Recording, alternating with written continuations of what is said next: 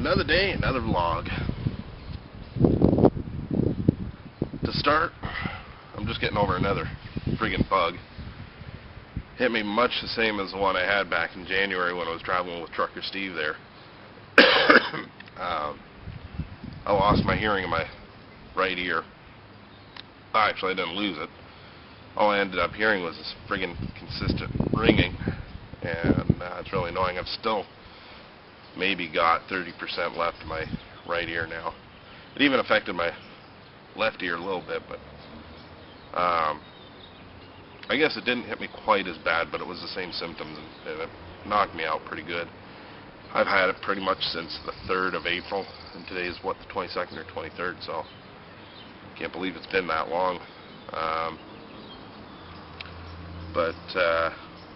Yeah, other than that, we got some good news from the doctors. The other day, Kelly got a call from her doctor, her feminine doctor, and Dr. Sutton, the oncologist, finally got in touch with them. I don't know if they tried calling us because we lost our home number, so we just ended up getting a couple of prepaid cell phones and kind of living off of those for the next little while. But the oncologist had gotten in touch with their office and said that he did not find any sort of cancer in the slides.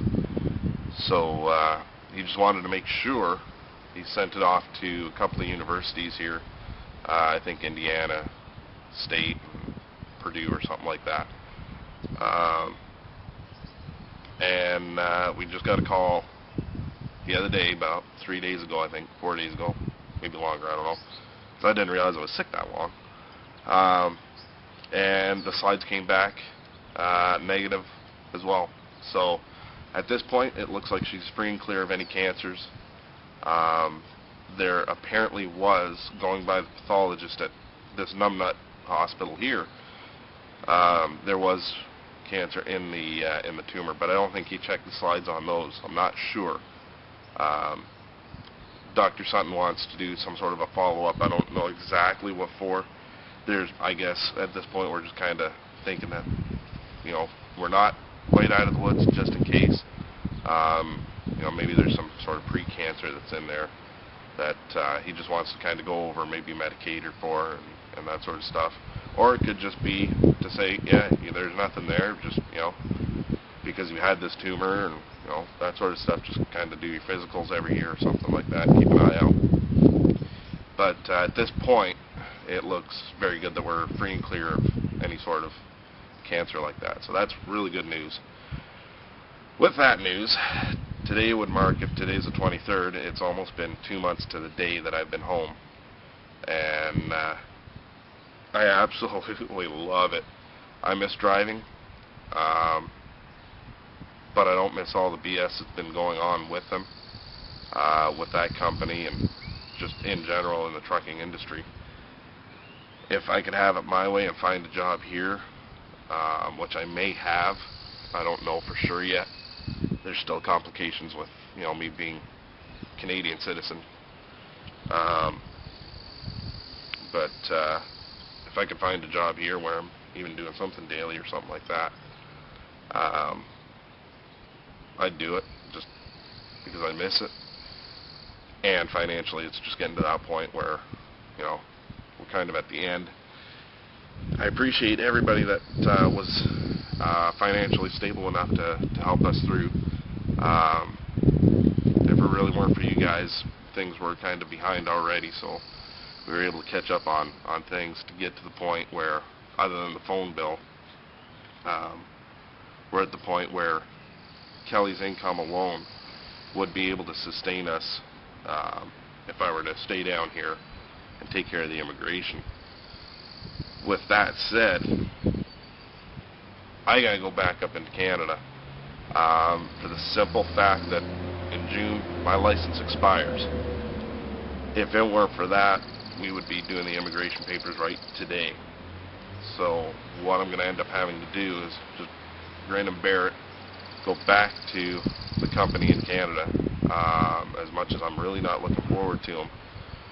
I think we kind of left on not quite the sourest note, but you know, none really too pretty.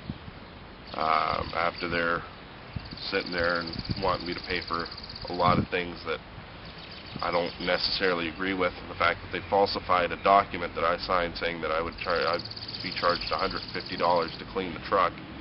Even though I cleaned the truck before they took it, they said that they had to go out and clean it themselves, which is possible, but they're wanting to charge me $350. And on the document they photocopied that I signed $150, you can see in plain as day they used blue ink and put 3 over the 1.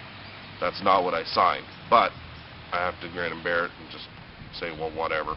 But I'm gonna have to work out with them because they seem to think I owe them about $2,400 for everything. So what I'm gonna do is, over the next few days, I'm gonna have to call up the company and start talking with them, find out if they've got a truck kind of cutting through this area that can get me back up there, because I can't afford to, you know, rent a car or take the Greyhound or anything like that. So, but with that too, I'm gonna have to come back down here with the load, so that way I can just, you know, for a couple hours, that way I can throw all my crap into the truck, all my clothing, the bedding and stuff like that, because I can't fit it into a truck that's already being lived in. I'll have to do it, and I'm probably just going to do it long enough to go up into Canada. For those of you that think Canada has free medical coverage up there, that's total BS. That's only if you make so much money.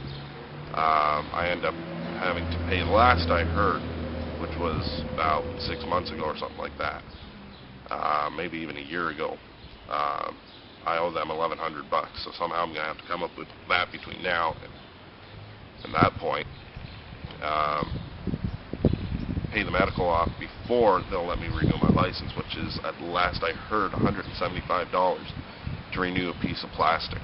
So I'm going to have to just stay out there on the road, which chances are, with the way the company acts, I'm sure if I go back to them, hell is going to freeze over before they'll let me come back down here. It's basically the feeling that I get. So I'm going to do everything I can to get my license renewed as soon as I can, and once that happens, I'm going to come right back down here and we're going to start the process and get everything done, because I'm not going to sit there and play their games anymore.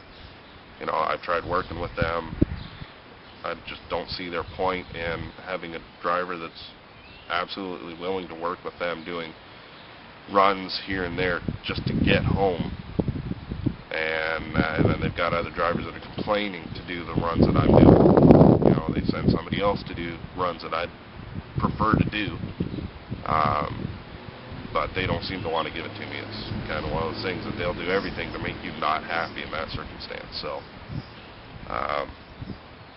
I'm really not happy with them right now, and I'm sure they're not happy with me either, but you know, that's the card that they dealt me, and that's the way I had to play it. So I can kind of sit on it. If they don't like it, then they can say, well, we're not going to take you back. You know, that's my theory on it.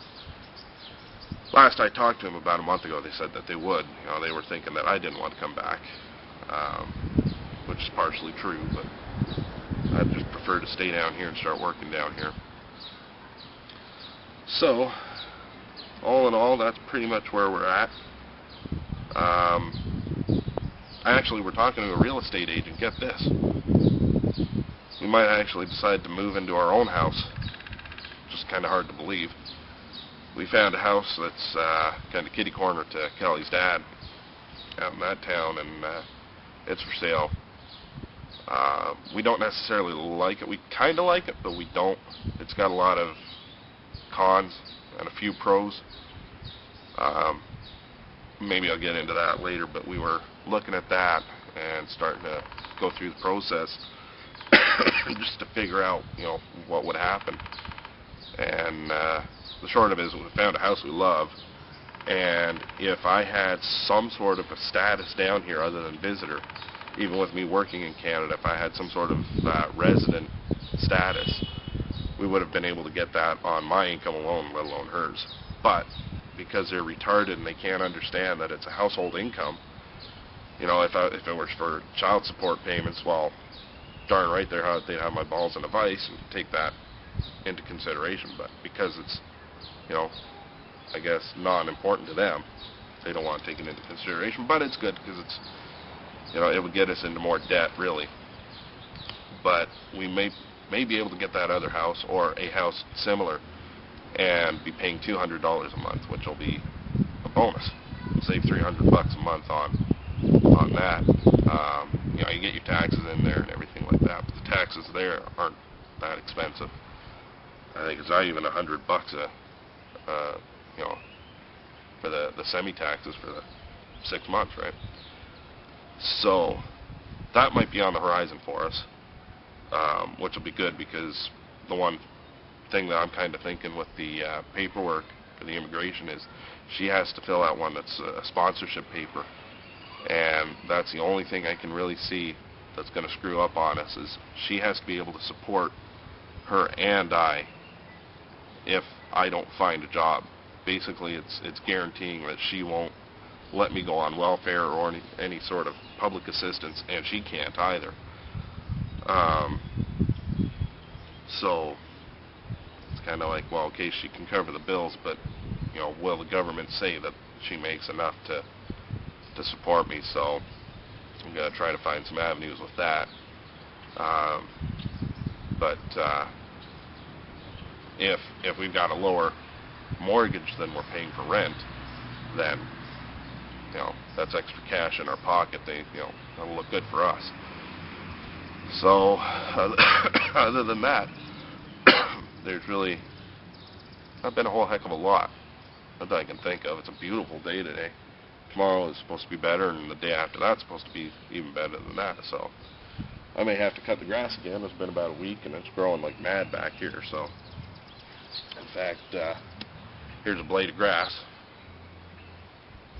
So I'll maybe do that. So anyways, I think I'm going to wrap this vlog up. I'm sure it's getting to be a lengthy vlog again. And I got another video to do. I got to do that 5 things about me that you don't know. I think I can think of 5 things. So anyways, everybody, like I said, for those of you that were financially able to support us, I appreciate it very much, because we probably wouldn't be where we are today if it weren't for you. And for those of you that weren't financially stable enough to help out, but prayed, you know, did everything you can, very much appreciate that too, because the prayer is what was able to bring those people financially stable enough to, you know, help us out. So your prayers are very important and very much appreciated as well.